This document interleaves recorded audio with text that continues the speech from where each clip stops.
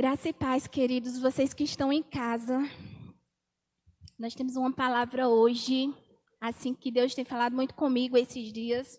Na realidade, eu acredito que nesse tempo Deus tem falado muito conosco, amém? Hoje a gente tem um visitante, seja bem-vindo. Apesar de ser um culto online, mas a gente também recebe visitantes, né? O quantitativo de pessoas ainda é menor, amém? E hoje eu gostaria de começar a palavra que o Senhor falou ao meu coração te perguntando: você tem vivido uma vida de descanso ou de preocupação? De que forma você tem vivido nesse tempo? Porque é falado sobre tantas coisas, sobre circunstâncias, e eu te pergunto: a sua vida hoje é uma vida pautada no descanso ou é uma vida pautada na preocupação? E aí eu quero trazer o que a palavra fala, a gente vai abrir lá em Mateus 6, a gente vai ler do 25 ao 34, amém? Dessa vez eu não vou me prolongar muito nos versículos, porque são versículos grandes e eu quero tratar de cada um deles nos mínimos detalhes.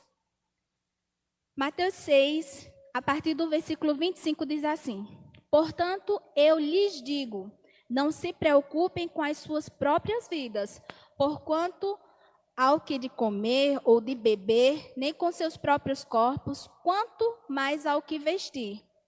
Não é a vida mais importante do que a comida?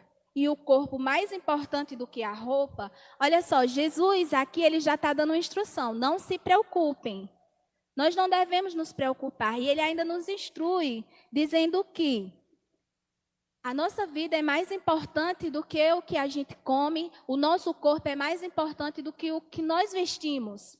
E ele continua dizendo: observem as aves do céu, não semeiam, nem colhem, nem armazenam em celeiros. Contudo, o Pai Celestial as alimenta. Não têm vocês muito mais valor do que elas? Amados, aqui a palavra está dizendo que, os pássaros, eles não precisam plantar, eles não precisam colher. O Senhor dá, sem que seja preciso que eles façam nada. Se aos pássaros ele dá, quanto mais a nós. E ele compara, a gente não é mais importante do que os pássaros? Será que para o Senhor nós não somos mais importantes? Eu acredito que sim, amém?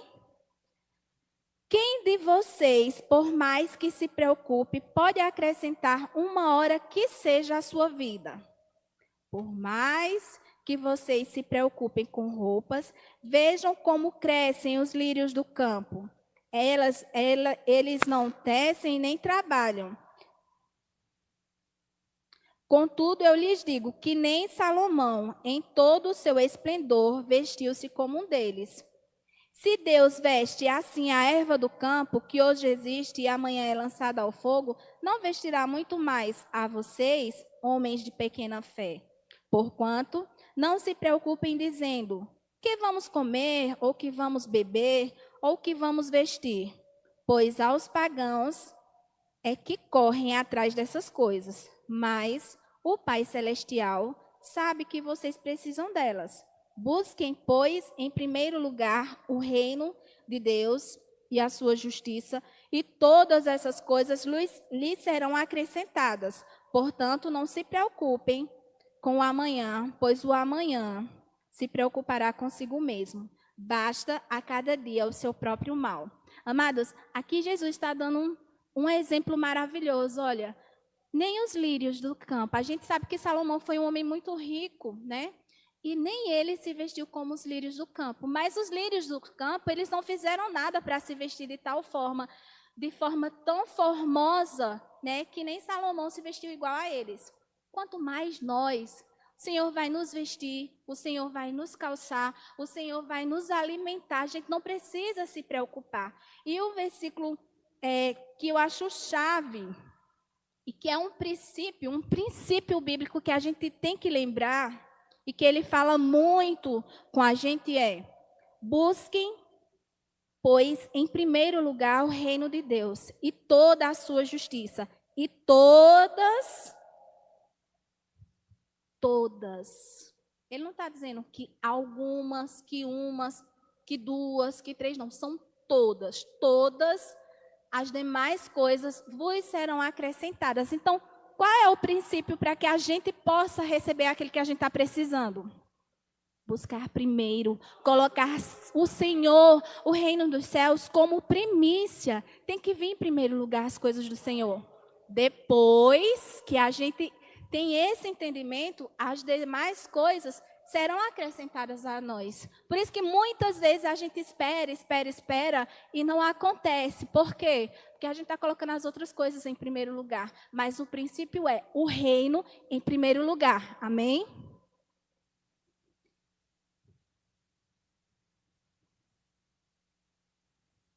Tem um versículo que diz, eu acho que eu nem anotei aqui, só que me veio à memória agora, é que muitas vezes a gente tem se preocupado tanto com amanhã, tem trabalhado tanto, acorda 4 da manhã e fica trabalhando até meia-noite, dorme pouco, dorme mal, desgasta o seu corpo, tão preocupado em ganhar dinheiro, em adquirir bens, porque pode ser que amanhã falte, pode ser que, sabe, eita, e nesse tempo ninguém sabe como vai ser o amanhã. Mas tem um versículo que diz que enquanto a gente dorme, Ele dá aos que Ele ama. E com certeza aos que Ele ama, que o amam, consequente. Tem até uma música que diz, enquanto eu descanso em Deus, Ele me dá tudo o que eu preciso. Então, assim, tudo que a gente precisa, a gente encontra quando descansamos em Deus. É o descanso, é através do descanso que a gente vai conseguir aquilo que a gente quer, aquilo que a gente está precisando. Deus, Ele já sabe de todas as nossas necessidades, mas para que a gente receba, a gente precisa cumprir os princípios, amém?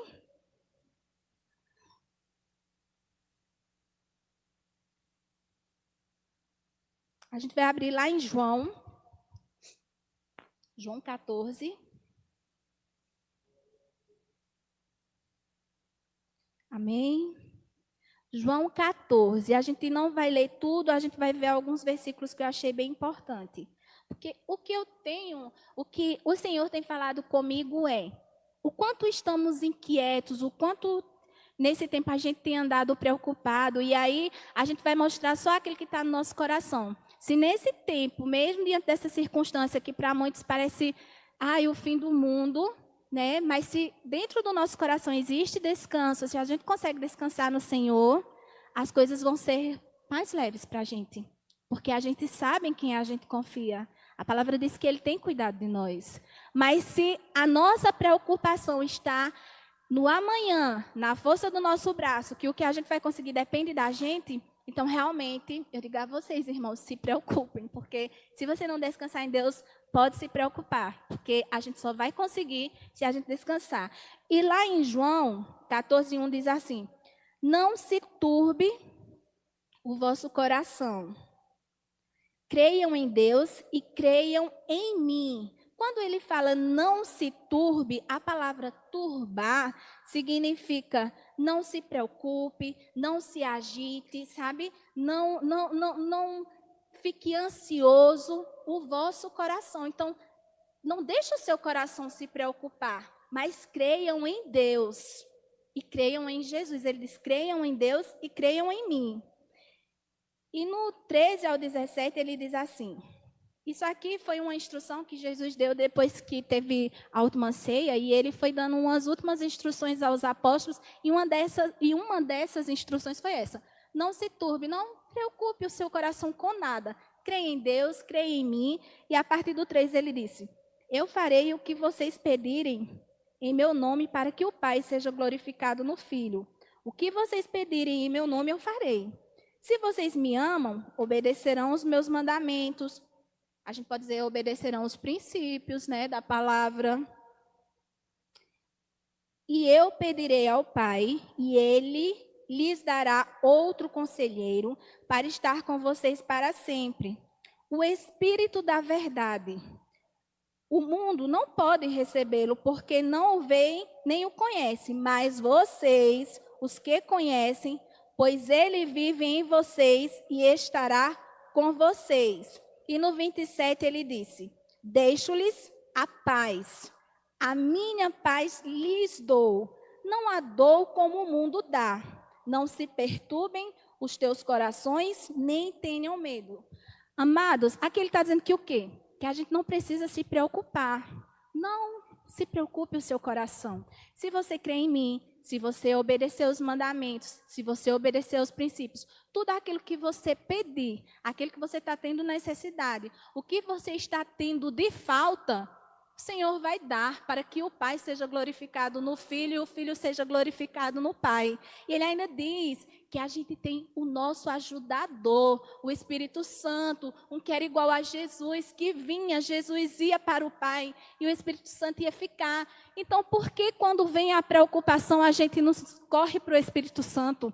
A gente não corre para os pés de Jesus, a gente não vai para aquele que pode nos ajudar, a gente não vai para aquele colo que nos dá descanso, porque a gente coloca sempre na nossa sabedoria, no nosso entendimento, na força do nosso braço, tudo aquilo que a gente acha que pode fazer, mas não pode. A gente tem que entender que sem Jesus nada podemos. Amém?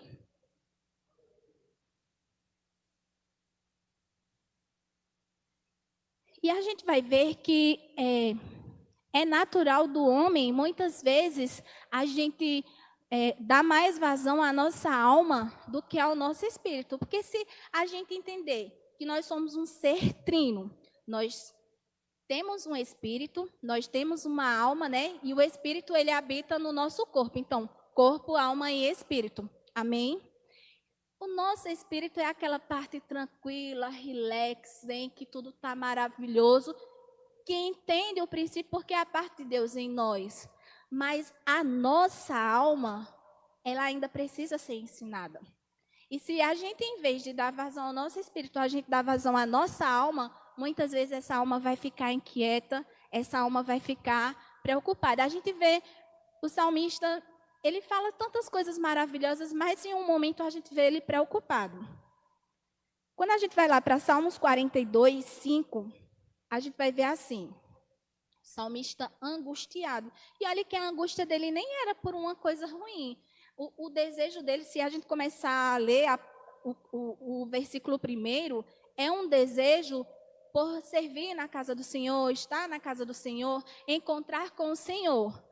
Mas mesmo assim a alma estava inquieta. Ele diz assim: por que está assim tão triste, ó minha alma? Por que está abatida? Por que está triste? Por que se perturba assim dentro de mim?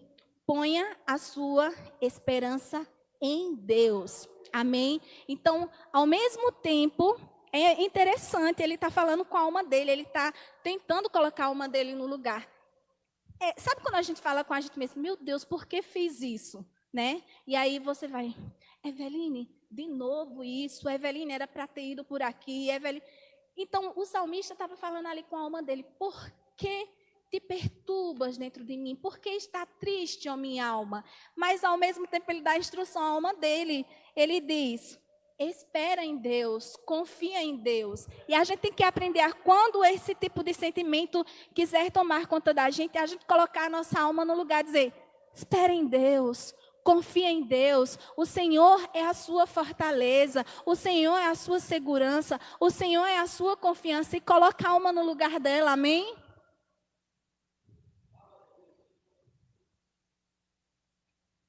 E aí eu pergunto a vocês, gente, hoje vai ser uma noite de muitas reflexões. Eu quero perguntar a vocês algumas coisas. O que tem te deixado ansioso? O que tem tirado o teu sono? Talvez as circunstâncias, né? Talvez olhar a circunstância ao redor e ver, quando é que isso vai acabar? Né? As notícias, os noticiários, eles só adoecem a nossa alma. Em vez de a gente estar assistindo um jornal, estar vendo notícia ruim na internet, vai para a palavra, amado. Sabe, vai se encher da palavra, porque a palavra ela nos traz uma boa esperança. Ela nos traz um bom entendimento daquilo que está por vir, sabe? Eu sempre digo que quando a gente ora, é a gente falando com Deus, mas quando a gente abre a palavra, é Deus falando com a gente. Então não tem como você abrir a palavra e você sair triste, porque essa palavra vai nos animar, essa palavra vai nos motivar e essa palavra vai nos levantar, sabe? Aquele que está caído, quando lê essa palavra, ele se levanta. Amém? E quando a gente dá vazão à alma, a gente começa até a questionar a Deus, né? A gente começa a dizer, mas Senhor, o porquê disso, e querer saber o porquê das coisas, e querer antecipar as coisas, e começa a dizer, o Senhor me esqueceu, o Senhor não tem olhado para mim, o Senhor não tem ouvido as minhas orações. Mas a gente sabe que o Senhor, Ele olha para a gente, Ele não esquece, Ele ouve as nossas orações. Só que quando a gente deixa a alma falar mais alto que o nosso espírito, esses pensamentos, né? A gente parece que começa a inquirir o Senhor. Senhor, por que disso? Senhor, por que daquilo? Mas Senhor, sabe? E a gente começa a se tornar pessoas frustradas, esperando, esperando, porque as coisas não acontecem, porque as coisas não acontecem no nosso tempo, né? E a gente vai ficando, né? Nós vamos nos tornando pessoas frustradas. E esperar realmente muitas vezes cansa. Mas eu te pergunto, como você tem esperado? Sabe? Você tem esperado de forma frustrada, cansado, fatigado? Ou você tem esperado com expectativas naquele que te prometeu? Sabe? Muitas vezes é difícil esperar pela promessa. Muitas vezes é difícil esperar pela realização dos nossos sonhos. Muitas vezes é difícil esperar para passar no vestibular, para aquele emprego tão sonhado, para aquele casamento. Aí eu casei e o filho não veio, e esse filho que não vem, aquele filho tão sonhado, tão desejado. É difícil muitas vezes esperar. Mas quando nós esperamos com expectativa naquele que prometeu, essa espera é suave. Essa espera não tem peso. Essa espera é descanso. Essa espera é tempo de preparação para receber aquilo que Deus prometeu para a gente. Amém? Eu quero falar sobre um homem que ele esperou contra a esperança. Imagine, gente, esperar de forma natural já é difícil. Agora você esperar contra a esperança. E a gente vai entender. Abram suas Bíblias, vocês que estão em casa, quem estiver aqui na igreja também que puder abrir seu smartphone. Lá em Romanos 4, a gente vai ver do 17 ao 21. No 17, ele vai dizer assim: como está escrito, eu o constituí pai de muitas nações. Ele é o nosso pai aos olhos de Deus, em quem creu. O que Deus que dá vida aos mortos e chama à existência coisas que não existem como se existissem. Aqui está falando de fé. E ele é conhecido como o pai da fé, Abraão. Amém? Abraão, contra toda esperança, esperou, creu, tornando-se assim pai de muitas nações, como foi dito ao seu respeito. Assim será a sua descendência. Sem se enfraquecer na fé, reconheceu que seu corpo já estava sem vitalidade, pois já contava cerca de 100 anos de idade, e que também o ventre de Sara já estava sem vitalidade. Mesmo assim, não duvidou. Mesmo assim, não duvidou da promessa de Deus, mas foi fortalecido em sua fé.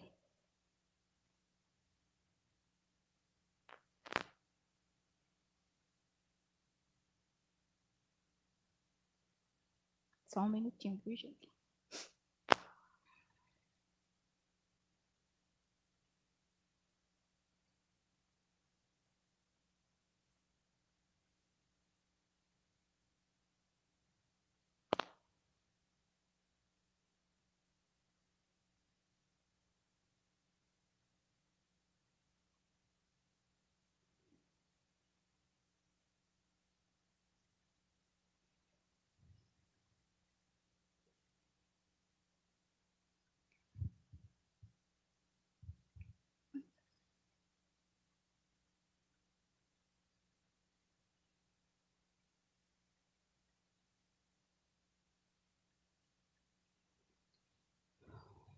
Aleluia.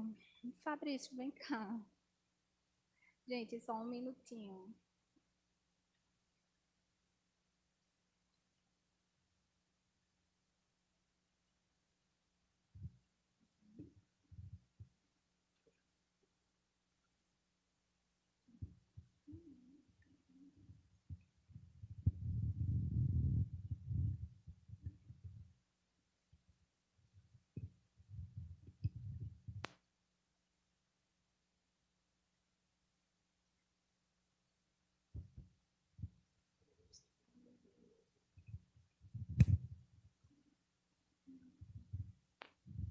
Aleluias.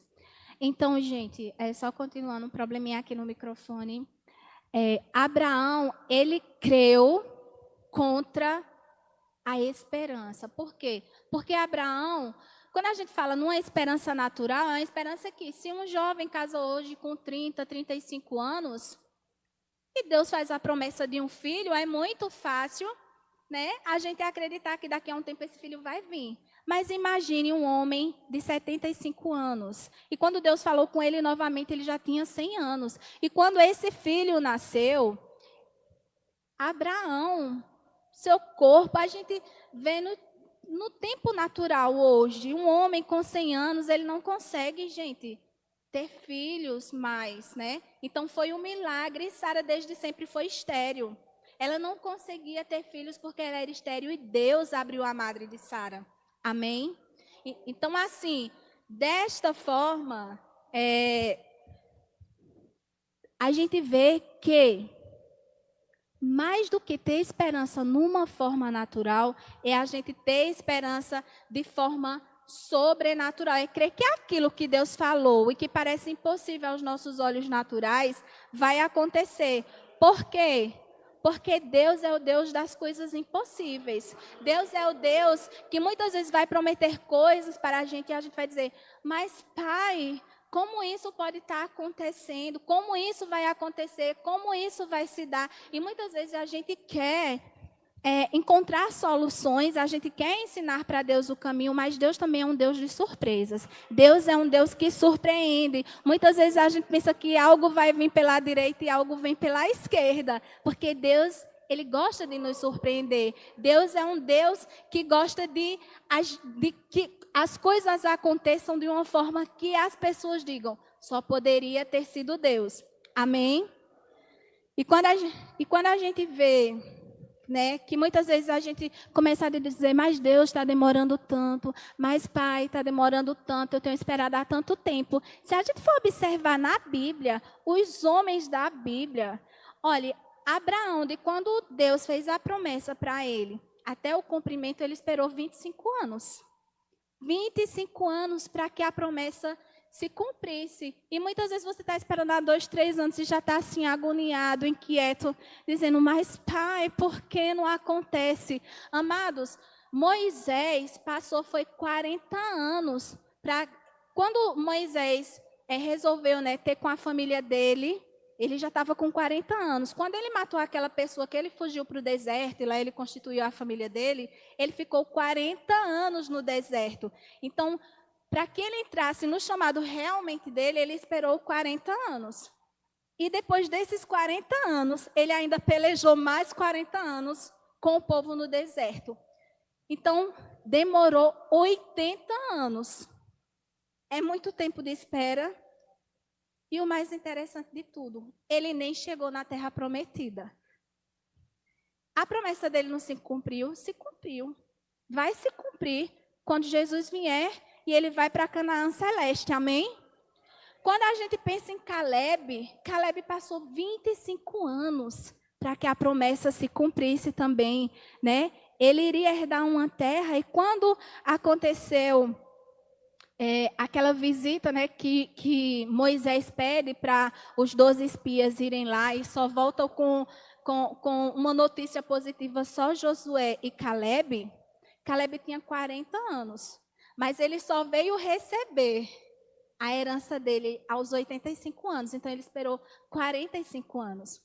José do Egito, quando ele foi, né, vendido pelos irmãos, até ele se tornar governador, demorou 13 anos. sabe? Tudo é um processo. Deus, ele não é um Deus irresponsável que ele vai deixar, que ele vai fazer com que as coisas cheguem antes do tempo. Ó, olhando pelo natural, se a gente for observar pelo natural, uma criança, quando nasce um recém-nascido, ela vai se alimentar de leite. A mãe não vai chegar e vai dar um bife suculento a ela. Não, por quê? Porque vai esperar o dente nascer, o dentinho crescer para que... Então, tudo é um processo e tudo tem um tempo certo. A própria Bíblia fala que há tempo para tudo, para todo propósito debaixo do céu. Então, ela diz que há tempo de morrer, há tempo de nascer. Então, também há tempo para que as nossas promessas se cumpram. E para que as promessas se cumpram, não depende só apenas do tempo. O tempo é um dos fatores, mas depende também se a gente está obedecendo os princípios. Amém? Então, um dos detalhes tão importante quanto o tempo é também a gente obedecer os princípios da palavra. Porque se a gente quer que os projetos de Deus, os sonhos de Deus se cumpram em nossa vida, a gente tem que cumprir os princípios. Então, um dos princípios que a gente tem que lembrar é: buscai primeiramente o reino de Deus, e todas as demais coisas vos serão acrescentadas. Amém? Até porque a palavra diz que a vontade de Deus para a nossa vida, ela é boa, ela é agradável e ela é perfeita. Se a gente quiser viver a boa, agradável e perfeita vontade de Deus, a gente vai ter que passar por processos. Tudo na vida do crente, tudo na vida do cristão, tudo na vida daquele que segue a Cristo tem processos. O próprio Jesus, ele passou 30 anos para poder entrar no ministério dele, para poder iniciar. Ele foi preparado até chegar o tempo certo. Então, quando se chegou o tempo certo, Jesus entrou. Se Jesus, que era o Filho de Deus, precisou esperar, porque a gente vai querer estar adiantando, vai estar querer antecipando as coisas de Deus para a nossa vida, amém? Então, a gente tem que ter muito cuidado quando a gente conversa com Deus, a gente não querer apressar Deus, até porque a nossa ansiedade não vai fazer com que Deus faça as coisas antes do tempo. Deus é Deus, Ele é soberano e Ele vai fazer quando Ele quiser. Amém?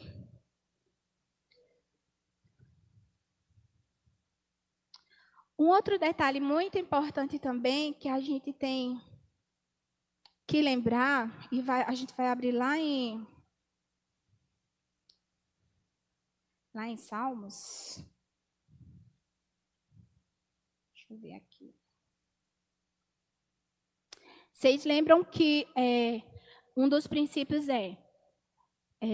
um dos primeiros princípios que eu falei para vocês foi a gente colocar o reino de Deus como primícia. E eu acho tão interessante que Deus, Ele é um Deus que, se a gente for pegar, quando a gente diz assim, buscar o reino de Deus e tudo, né, que a gente deseja vai ser acrescentado, todas as coisas vão ser acrescentadas.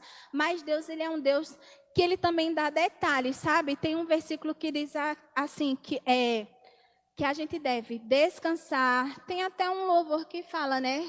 Que a gente deve descansar, a gente deve confiar e a gente deve esperar em Deus. Sabe, muitas vezes o nosso trabalho maior é descansar em Deus. Sabe? Muitas vezes o descansar a gente não consegue. Eu já passei por essa fase de ser tão difícil descansar em Deus, sabe? Porque a nossa mente trabalha na preocupação. A nossa mente, a nossa confiança, ela está assim, ó, em Deus, a gente não consegue descansar. Mas quando a gente confia, porque quando você confia, primeiro, quando você descansa, é porque você sabe que se eu descanso, se eu entrego, o primeiro detalhe que a gente tem é entregar. Tem um problema e eu não consigo resolver, eu entrego a Deus. Porque quando eu entrego, eu estou dizendo, Senhor, daqui para frente eu nada posso fazer, mas eu estou te entregando porque eu sei que o Senhor vai resolver. Amém? E aí depois de entregar, eu vou confiar, porque eu sei que para aquele que eu entreguei, vai resolver. E vai ser resolvido com sucesso, com êxito, porque a Bíblia diz que em Cristo nós somos mais que vencedores. E aí, quando a gente confia, quando a gente entrega, a gente consegue descansar. Então o princípio é esse: entregar, confiar e descansar. Amém? Quando a gente vê lá em Salmos 23, que é um salmo bem conhecido, a gente só no versículo 1, ele diz assim: o Senhor é o meu pastor e nada, nenhuma coisa vai me faltar.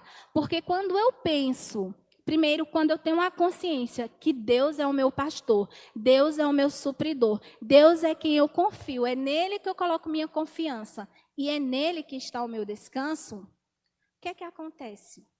Eu estou precisando de um trabalho, faz parte do nada, então não vai me faltar. Eu estou precisando de uma cura, não vai me faltar nada. A gente não vai ter falta de nada. A gente é sarado, a gente é curado, a gente é restaurado, a gente é próspero, a gente é salvo. Amém?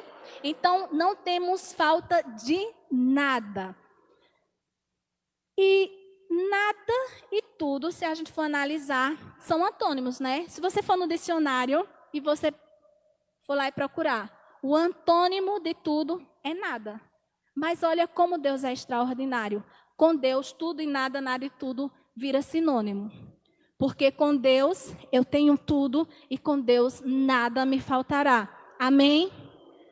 Gente, eu queria lembrar uma coisa bem interessante que a gente muitas vezes esquece. Deus é o nosso Pai. Se nós que somos, eu ainda não sou, mas quem é pai e mãe naturalmente não deixa faltar nada para o seu filho. Tudo que ele pode dar, ele dá e dá o melhor que ele pode. Quanto mais o Pai do céu, vocês acham que Deus vai deixar faltar alguma coisa para você se você o reconhece como Pai? Se você tem Deus como Senhor da sua vida? Não. Você está em casa, tenha certeza que Deus não vai te deixar faltar nada. Mas para que isso aconteça, você tem que cumprir um princípio. É buscar o reino de Deus. É Deus ser a sua primícia. É quando você acordar, o seu primeiro pensamento ser para Ele. E antes de ir dormir, o seu último pensamento também esteja no Senhor. Ele tem que ser o centro da sua vida. Ele tem que ser a pessoa mais importante da sua vida. Então, Deus tem que ser sua prioridade. Porque quando você prioriza Deus na sua vida, Deus prioriza as suas coisas na vida dele. Amém? E só para a gente lembrar ainda sobre descanso, quando eu vi uma coisa muito interessante que muitas vezes passa desapercebido em nós, em Salmos 91. É bem conhecido.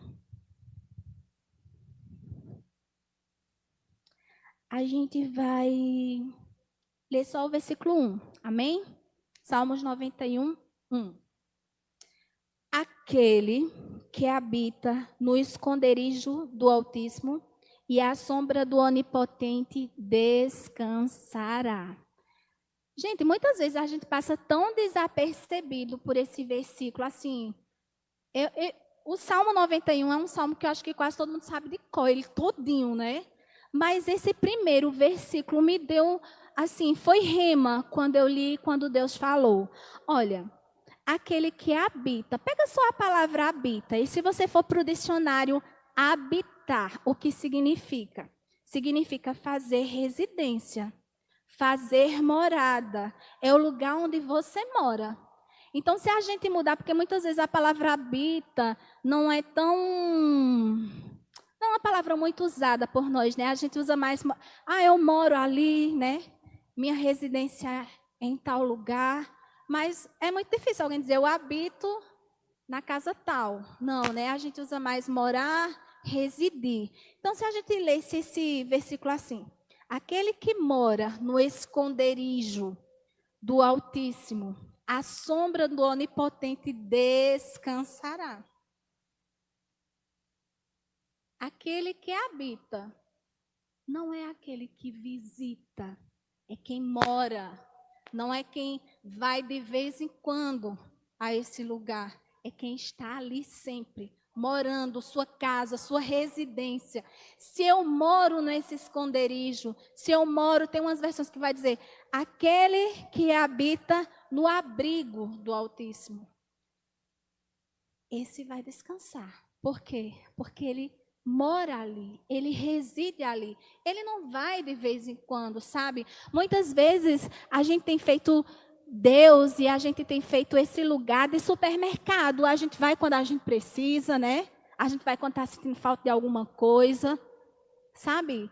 A gente não tem um relacionamento com Ele para dizer, eu moro. Quando algo vem, eu vou para o meu abrigo, que é o esconderijo do Altíssimo, que é o meu lugar de morada. Não, eu sou um visitante, de vez em quando eu vou lá, faço uma visitinha, depois vou-me embora. Gente, se eu moro ali, quando eu passo a morar ali, eu descanso.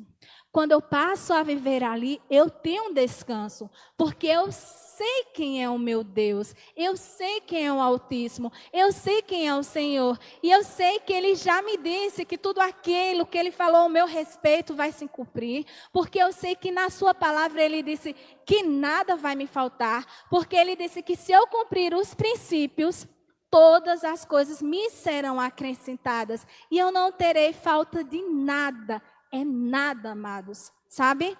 Então a gente tem que se rever, a gente tem que fazer uma autorreflexão e pensar: eu sou um visitante ou eu sou um morador?